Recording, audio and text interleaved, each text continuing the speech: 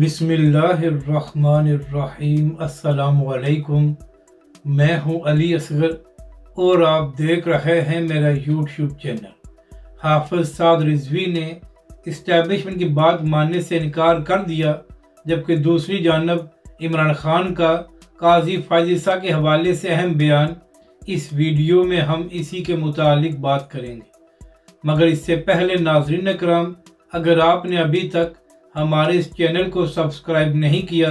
تو سبسکرائب کر لیں تاکہ آپ ہماری مزید ویڈیوز کو بھی دیکھ سکیں۔ اور اگر ناظرین اکرام آپ کو یہ ویڈیو اچھی لگے تو اسے لائک اور شیئر ضرور کریں اور کمنٹس کے ذریعے اپنی رائے کا بھی اظہار کریں۔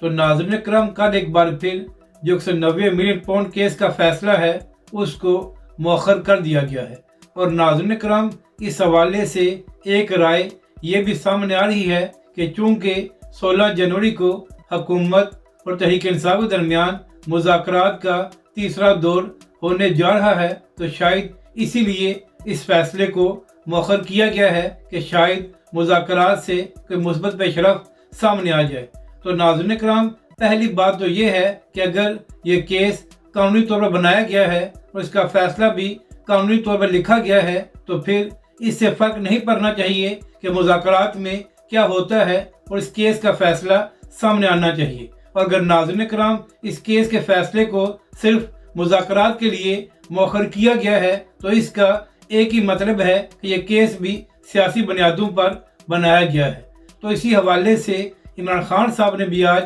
اڈیالہ جیل میں صحافی سے بات کی ہے۔ تو ناظرین کرام، صحافی سے بات کرتے ہوئے عمران خان صاحب نے کہا کہ اس سے پہلے جب بھی اس کیس کی سماعت ہوئی ہے تو ہمیشہ 11:30 بجے اس کیس کی سماعت اڈیالہ جیل میں ہوئی ہے، اور کل بھی اس کیس کا فیصلہ 11:30 بجے سنایا جانا تھا۔ تو کیا وجہ ہے کہ جج صاحب 9 بجے ہی اڈیالہ جیل پہنچ گئے اور تب تک ہمارے وکلاء بھی نہیں پہنچے تھے، کیونکہ ان کو 11:30 بجے کا وقت دیا گیا تھا۔ عمران خان صاحب نے کہا کہ جب مجھے اطلاع دی گئی تو میں نے کہا کہ یہ میرا قانونی حق ہے کہ میں وکلاء کے ہمراہ پیش ہوں، تو لہٰذا میں اپنے وکلاء کا انتظار کروں گا۔ اس کے بعد عمران خان صاحب نے یہ بھی کہا کہ اس سے پہلے بھی 2 کیسز کے فیصلے میری عدم موجودگی میں دیے گئے ہیں، تو اگر جج صاحب کو کل جلدی تھی تو وہ اس کیس کا فیصلہ سنا سکتے تھے، تو آخر اس کیس کے فیصلے کو مؤخر کیوں کیا گیا ہے۔ اس کے بعد ناظرین کرام، صحافی سے بات کرتے ہوئے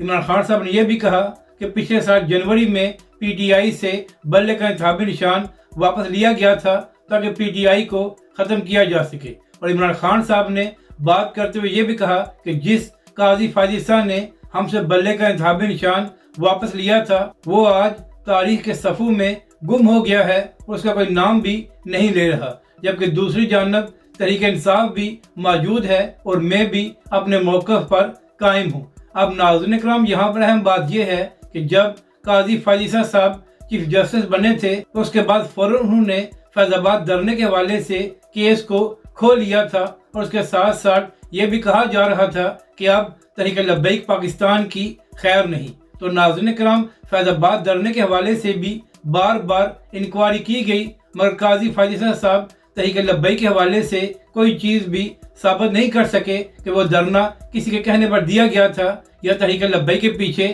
کسی کا ہاتھ تھا۔ یعنی کہ ناظرین کرام، ایک جانب قاضی فائز عیسیٰ نے اپنے فیصلے سے پی ٹی آئی سے بلے کا انتخابی نشان واپس لیا، جبکہ دوسری جانب فیض آباد دھرنے کے حوالے سے تحریک لبیک پاکستان کو بھی مشکلات میں ڈالنے کی پوری کوشش کی، مگر ہمیشہ کی طرح تحریک لبیک پاکستان سرخرو ہوئی، اور جو انکوائری کمیٹی بنائی گئی تھی اس کی فائنڈنگ میں بھی یہ کہا گیا کہ ایسا کوئی ثبوت نہیں ملا کہ تحریک لبیک پاکستان نے کسی کے کہنے پر دھرنا دیا تھا یا تحریک لبیک کے پیچھے کسی کا ہاتھ تھا۔ تو ناظرین کرام، آج پی ٹی آئی بھی قائم ہے، جبکہ دوسری جانب تحریک لبیک پاکستان بھی اپنا کام کر رہی ہے، مگر قاضی فائز عیسیٰ صاحب جنہوں نے فیض آباد دھرنے کے حوالے سے پورا زور لگایا کہ کسی نہ کسی طرح تحریک لبیک کے حوالے سے کوئی چیز سامنے آ جائے، تو آج ان کا نام بھی کوئی نہیں لے رہا، مگر ہمیشہ کی طرح تحریک لبیک اور حافظ سعد رضوی سرخرو ہوئے، اور یہ بات ثابت ہوئی کہ تحریک لبیک پاکستان نے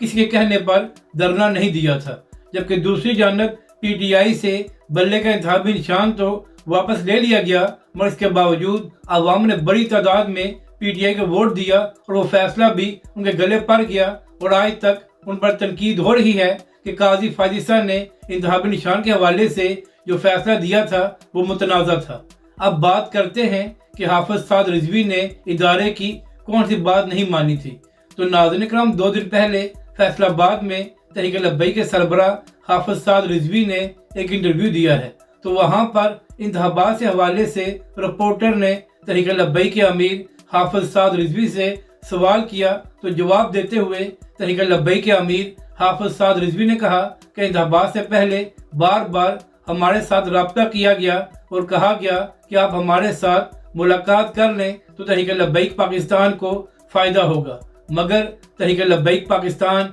और हाफिज साद रिजवी ने एक ही जवाब दिया कि तहरीक लब्बैक पाकिस्तान और उसके कायदीन समझौता नहीं करेंगे और ना ही हाफिज साद रिजवी और तहरीक लब्बैक पाकिस्तान के दीगर रहनुमा मुलाकात करेंगे। तो नाज़रीन कराम, अब ज़ाहिर सी बात है कि ना ही नून लीग ने हाफिज साद रिजवी से मुलाकात के लिए रब्ता किया था और ना ही PTI वालों ने। तो आप मुझसे बहुत बेहतर जानते हैं कि कहाँ से पैगाम आ रहा था, मगर इसके बावजूद हाफिज साद रिजवी ने साफ इनकार कर दिया कि तहरीक लब्बैक पाकिस्तान समझौता नहीं करेगी और ना ही हमने कोई मुलाकात करनी है। नाज़रीन कराम, तहरीक लब्बैक के सरबराह हाफिज साद रिजवी ने यह भी कहा कि बहुत से लोग मुझसे ये भी कहते हैं कि बार बार आपके मैंडेट पर डाका डाला जाता है, तो आखिर तहरीक लब्बैक पाकिस्तान कब तक इसी तरह इलेक्शन लड़ती रहेगी। तो तहरीक लब्बैक के सरबराह हाफिज साद रिजवी ने कहा कि तहरीक लब्बैक पाकिस्तान हिम्मत नहीं हारेगी और हम बार बार मैदान में आते रहेंगे। अगर हमको कामयाबी ना मिली तो हमारी आने वाली नस्लें ये कामयाबी देखेंगी और पाकिस्तान में दीन तख्त पर आएगा। मगर तहरीक लब्बैक पाकिस्तान समझौता या कंप्रोमाइज करके हुकूमत या असम्बली में नहीं आएगी। यानी कि नाज़रीन कराम, हाफिज साद रिजवी ने यह साफ पैगाम दिया है कि तहरीक लब्बैक पाकिस्तान अपनी कानूनी और आईनी मेहनत जारी रखेगी और तहरीक लब्बैक पाकिस्तान इस हवाले से मैदान में रहेगी। मगर तहरीक लब्बैक पाकिस्तान कंप्रोमाइज या समझौता नहीं करेगी और ना ही तहरीक लब्बैक के लोग बैसाखियों के सहारे कौमी या सूबाई असम्बली में पहुंचेंगे। अगर आपको ये वीडियो अच्छी लगे तो इसे लाइक और शेयर ज़रूर करें और मज़ीद हमारी वीडियोस को देखने के लिए हमारे इस चैनल को भी सब्सक्राइब करें। हाफिज साद हुसैन रिजवी ने अपने बयान में कहा है कि पहले इमरान खान और PTI का बयानिया ये था कि हमारी हुकूमत गिराने में अमेरिका का किरदार है और उसके साथ साथ इमरान खान साहब ने हकीकी आज़ादी लेने का भी ऐलान किया था।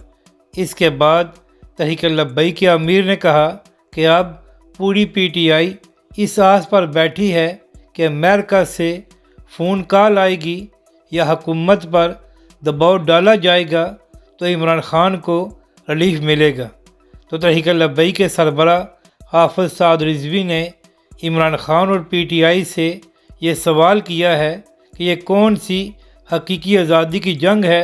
जहाँ पर आपका सारा दौर मदार दूसरे मुल्क के दबाव पर है।